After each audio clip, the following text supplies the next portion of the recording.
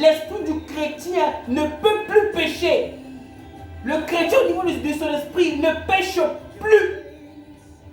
Vous verrez ça un scandale. Eh bien oui, le chrétien ne peut plus pécher. À quel niveau? Au niveau de son esprit. Je souligne bien le mot au niveau de son esprit. On comprendra après que c'est pas ça avec l'âme du chrétien et son corps. Ça, on verra ça bien après. On va y arriver. Soyez patients. Mais au niveau de l'esprit du chrétien, il n'y a plus de péché. Et on va le démontrer par la Bible. Il n'y a plus de péché. Amen. Donc, ici, il faut comprendre que quand la grâce a ôté le péché au niveau de l'esprit n'existe plus. Et bien la grâce qui est pure, qui est sainte, qui est parfaite, qui est la nature de Dieu, elle vient, elle se repose là. Waouh! Sur un terrain qui n'a pas de péché. Dans quel but? Dans le but de manifester tout ce qui est de la nature de Dieu, la toute-puissance de Dieu. Mais la nature de Dieu est décrite par sa parole, par la loi. Et Jean, le livre de Jean 1 nous dit qu'au commencement était la parole. Et la parole était avec Dieu. Et la parole était Dieu. Et que toute chose a été faite par la parole. Mais la parole de Dieu, c'est quoi? C'est la loi de Dieu. Elle fait toutes choses. Donc ça veut dire quoi? Que la vie du chrétien qui comprend ces choses-là, au niveau de son esprit, Dieu commence à lui montrer que toute chose a été faite déjà. Que l'univers entier obéit à Dieu, qui est le créateur. Mais comme Dieu a pris pour trône, le trône de gouverner l'univers, de gouverner le monde entier, dans le cœur du chrétien, mais le chrétien qui a le trône de Dieu dans son cœur, au niveau de son esprit, domine le monde. Domine le monde.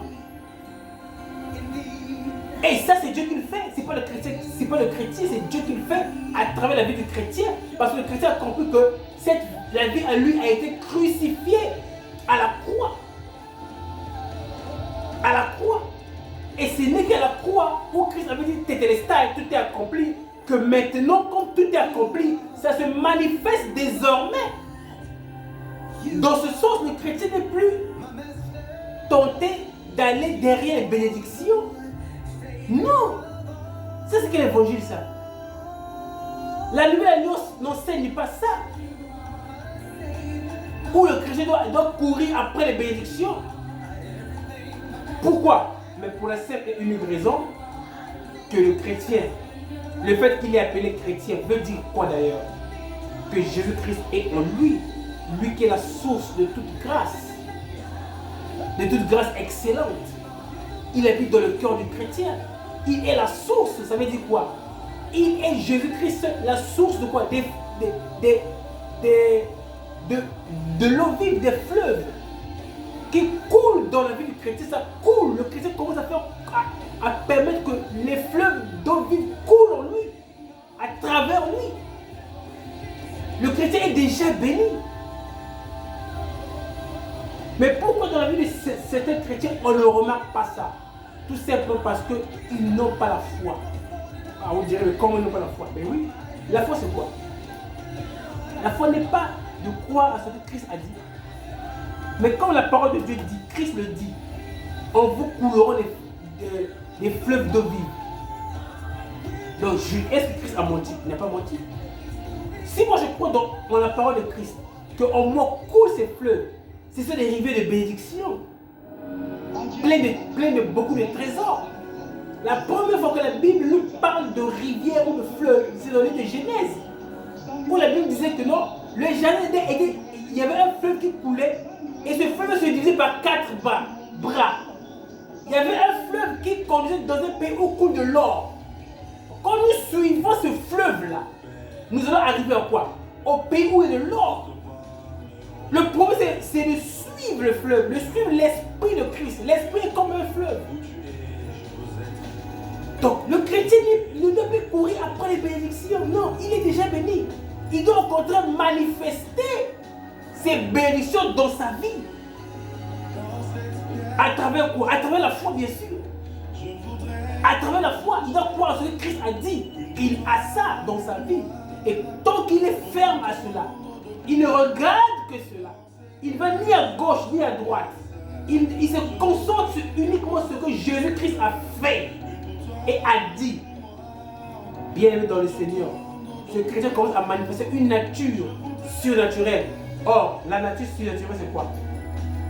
La nature surnaturelle, ce n'est que la nature de l'esprit que tu as déjà en toi, de l'esprit de Christ qui est en toi. Le surnaturalisme n'est que l'esprit en fait. Le surnaturalisme n'est que l'habit que porte l'esprit. C'est l'esprit en fait. C'est ça être surnaturel. C'est marcher par l'esprit et non par l'âme et non par le corps. C'est marcher par l'esprit. Or dans notre esprit habite qui? Habite corporellement la divinité en toute plénitude de Dieu. Comment je vais marcher surnaturellement? C'est le synonyme de marcher par l'esprit. C'est le synonyme d'accepter ce que Jésus-Christ a fait et a dit à propos de l'homme. Et moi j'accepte par la foi. Parce que la foi vient de ce que l'on entend. Et ce que l'on entend vient de qui? De la parole de Christ. J'accepte, c'est tout. Je ne vais ni à gauche ni à droite. J'accepte ce que Christ a dit. Et comme je me laisse accepter par ce que Christ a dit, qu'est-ce qui va se passer? Ma vie étant crucifiée, ce n'est plus moi qui vis, c'est lui qui vit en moi. Aussitôt sa nature à lui, au niveau de mon esprit, ça se manifeste. C'est là où après, on va expliquer la différence entre l'esprit, l'âme et le corps. Parce qu'il y a un schéma qui est là, qu'il faut comprendre. Il faut comprendre comment l'esprit peut se manifester. L'esprit est invisible, on ne le voit pas. On ne le voit pas. Il est invisible. Ce qui est visible, c'est quoi? C'est la chair, c'est la matière, c'est le corps. Donc pour que les choses se fassent voir, il faut finalement que ces choses puissent prendre l'aspect d'un corps. Pour prendre l'aspect d'un corps, il faut que l'esprit et l'âme soient en accord. On verra ça au moment opportun. Amen. Bien. Donc, tout à l'heure, je voulais de vous dire que le fait d'être sous la grâce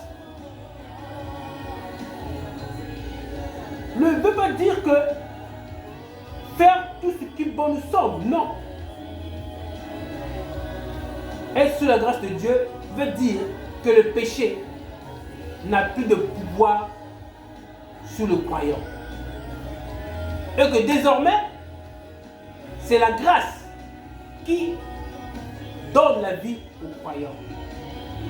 Et en conséquence, la grâce, le fait qu'il le fasse, demande aux chrétiens de livrer ses membres à Dieu, à Jésus-Christ. Et le corps du chrétien devient le corps de Jésus, le corps de Christ. Le corps de Christ mystique.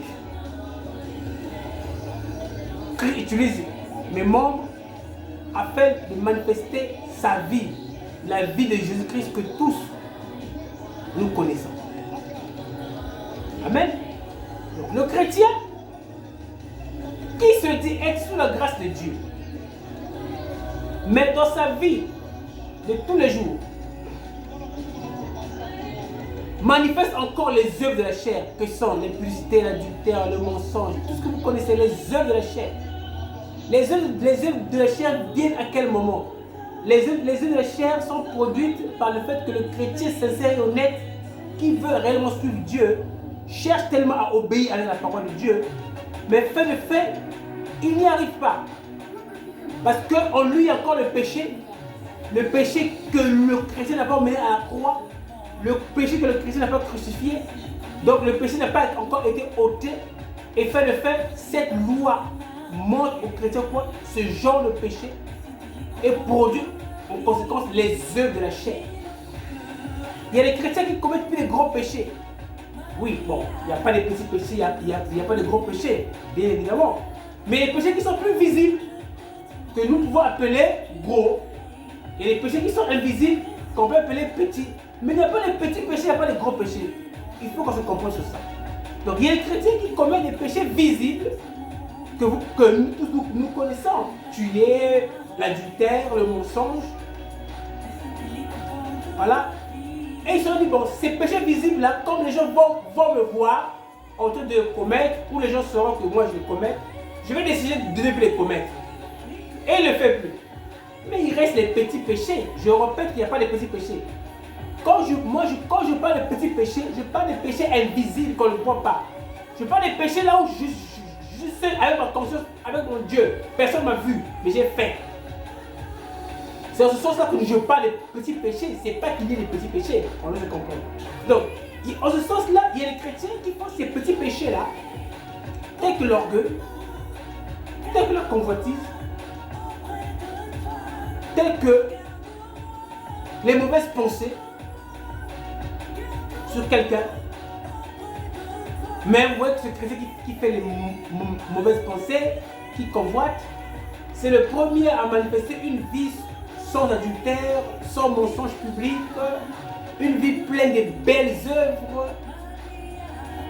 Il le fait, tout le monde a un témoignage excellent sur lui, mais vous ne savez pas dans son intimité avec son Dieu ce qui se passe.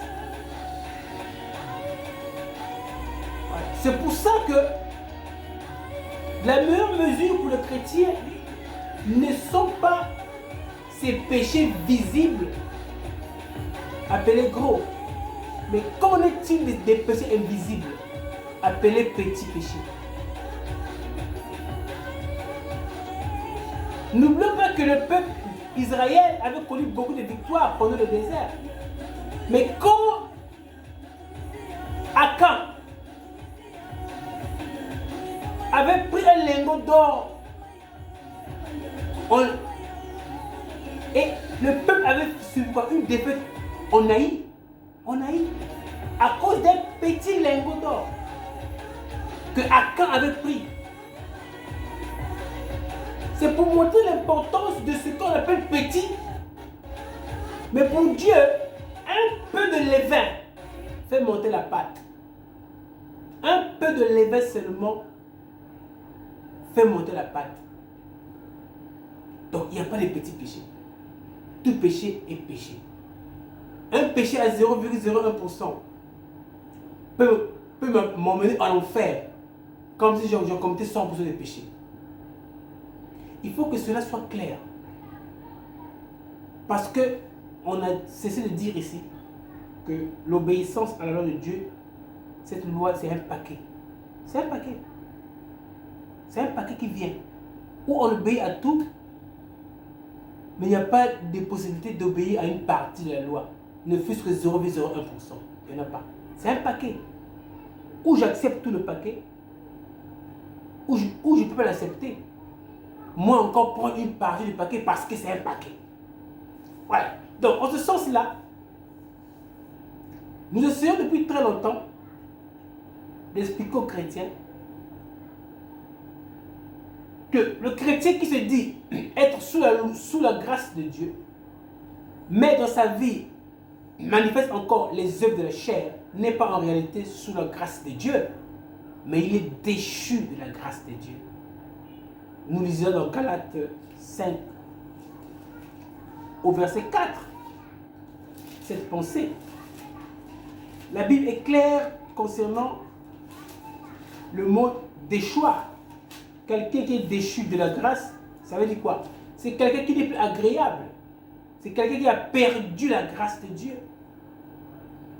Beaucoup pensent que la grâce de Dieu, c'est du libertinage. Non.